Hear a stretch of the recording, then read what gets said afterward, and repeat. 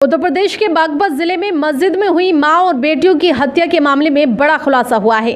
जांच में सामने आया है कि दोगट के गांगनौली गांव के शेखों वाले मोहल्ले में बड़ी मस्जिद के मुफ्ती इब्राहिम की पत्नी इशराना, बेटी सोफिया और सुमैया की शनिवार दोपहर को हत्या करने के बाद दोनों आरोपी किशोरों ने अपने घर पर जाकर कपड़े बदले थे।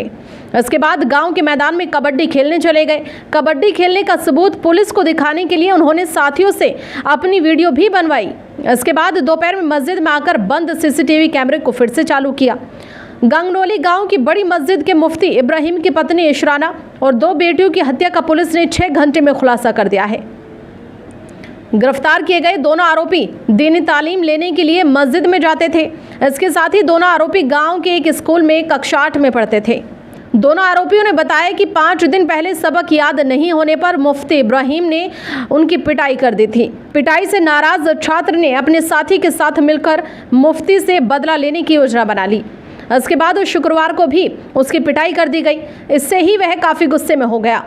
बताया कि शनिवार दोपहर आरोपी छात्र मस्जिद में गया और सीसीटीवी कैमरे बंद कर दिए। कमरे की अलमारी में रखी बसूली भी उठाकर अपने साथ ले गया। इसके बाद अपने साथी के साथ मिलकर पीछे के रास्ते से मस्जिद में घुसकर बसूली और चाकू से वार कर इशराना, सोफिया और सुमैया की हत्या कर दी। फिर बाथरूम में जाकर खून से सने कपड़ों पर अपना रुमाल लगा लिया। घटना के बारे में किसी से कोई जिक्र नहीं किया और घर पर खून से सने कपड़े बदलने के बाद मैदान में जाकर कबड्डी खेलने लगा। उधर कैमरे बंद और चालू होने की फुटेज में नजर आने पर छात्र शक के घेरे में आ गया। पुलिस के पकड़ने पर पूछताछ में उसने हत्या की पूरी घटना बताई। हत्यारोपी किशोरों ने सीढ़ी के नीचे छिपाई बसूली और छत पर फेंका चाकू भी बरामद कराया है। देखिए खास रिपोर्ट। दिनांक 11 अक्टूबर 2025 को थाना दोगट अंतर्गत ग्राम गांगनौली में सूचना मिली कि एक मस्जिद जिसके ऊपर एक कमरे पर मस्जिद के मुफ्ती साहब अपने पत्नी और 2 बच्चों के साथ रहते थे और मुफ्ती कहीं किसी काम से बाहर गए हुए थे, तो वहां पर उनकी पत्नी और दोनों बच्चों का शव मिला। इस घटना पर तत्काल थाना police, CO Baraut, additional SP मेरे और स्वयं डीआईजी महोदय के द्वारा भी घटनास्थल का निरीक्षण किया गया और तत्काल घटना के सफल अनावरण के लिए 7 टीमें लगा दी गई।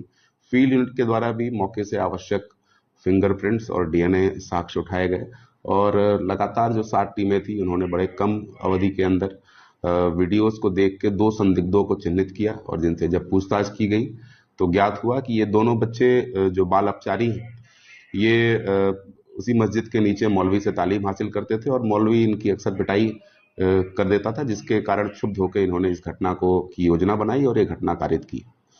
इन दोनों बाल अपचारियों के निशानदेही से घटना में प्रयुक्त हथौड़ा और छुरी बरामद हुआ है।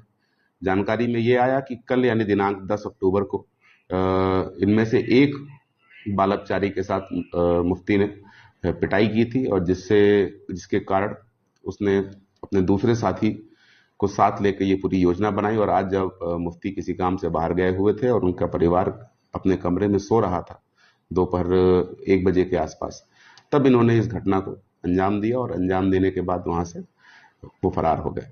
बड़े ही कम अवधि में पूरी बागपत पुलिस की टीम, एसओजी सर्विलांस और तमाम 6 थानों की टीम ने इस पूरी घटना को वर्कआउट किया है और दोनों बाल अपचारियों को अपनी कस्टडी में लिया है। थाना दोगट पर वादी की तहरीर पर अभियोग पंजीकृत करके आवश्यक विधिक कार्रवाई की जा रही है।